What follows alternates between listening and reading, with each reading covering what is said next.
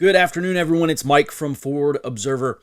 I'm reading on into Chapter 3 of Historical Dynamics by Professor Peter Turchin. As you may recall, Turchin studies failed states and collapsing empires and civilizations, and he tries to develop a mathematical model that explains their failure. Now, if you haven't yet, I do recommend that you go back and watch the first video that I did on this book because you're going to get a better picture by watching them back to back. Now, in Chapter 3, Turchin introduces the idea that collective solidarity is one factor in the rise and fall of states. When social or collective solidarity begins to erode, so does that group of people, and it leads to state collapse. Now, this collective solidarity might apply to race or ethnicity, to a religious body, to a socioeconomic class, to a nation state or a country, but ultimately, when that collective solidarity erodes, the country tends to fall apart. Turchin cites a 1992 study by Randall Collins, in which Collins arrives at this conclusion. Quote, "The best organized group usually wins, and that means the group with the most internal solidarity." Another historian, Carol Quigley, referred to this as a softening of the fiber of society. Now, Collins and Quigley are both Western figures, white cisgender males, if you will, but there are also non-Westerners who share similar observations from different times and in different cultures and different languages.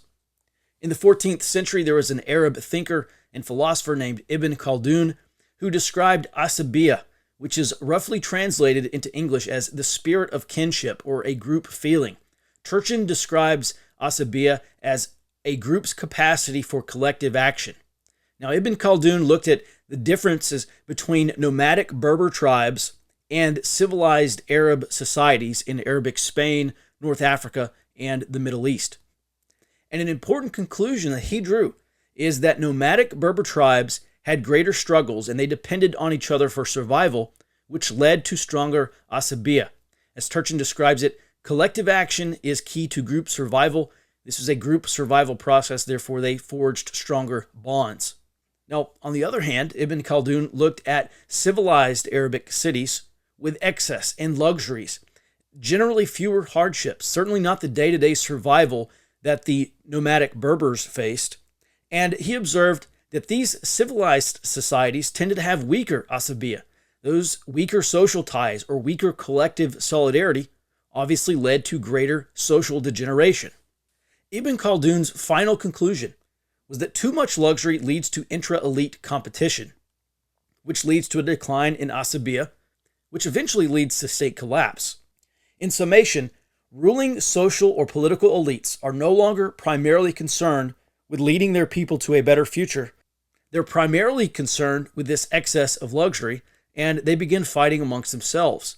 Now, for the United States, that's probably fighting for political control of the tax base and the financial system, and we have reached a point in society where politics and ideology are eroding our country's asabiya. This has been happening for generations. It ebbs and flows, but we are certainly at another high water mark in this country.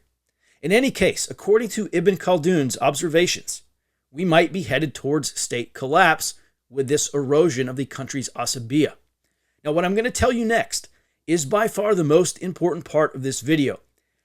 The first point is that social cohesion matters. Turchin points out, quote, "Cultural uniformity appears to be an important precondition of social cohesion. If you want to disrupt social cohesion, then you disrupt cultural uniformity first by undermining the dominant culture, which in this case is Western values, predominantly Christian, capitalist, so on, and then by empowering other cultures to compete for dominance." And this is exactly what's happening in the United States today. As a matter of fact, it was just last week that DHS came out and said they're removing references to assimilation. They are no longer going to encourage new immigrants to assimilate into American culture.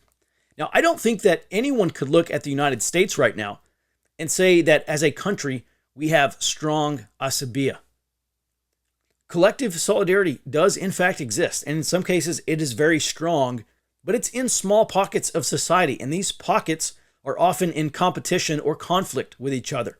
And a brief survey of history shows that states that lack collective solidarity as a nation or a nation state or as a people are eventually subsumed by stronger tribes, either through foreign conquest or revolution? Now, I'll leave you with a question that you're going to have to answer yourself. This country is in a revolutionary environment. There is an ongoing cultural revolution, and then there is this counter-revolution that's still trying to get off the ground. One or the other is going to replace the current regime.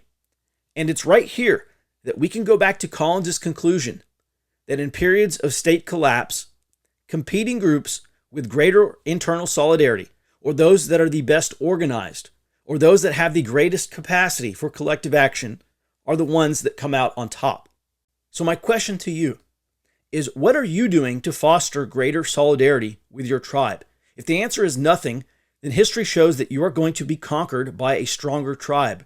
Don't expect others to get this done for you. You have to jump in and push with the rest of us. The choice is between the spirit of 1776 or the spirit of 1789. One of those spirits is going to be visited upon you. Luckily, we're still in a position to choose which one of those spirits that is. That's all I have for you today. Until next time, be well and stay out front.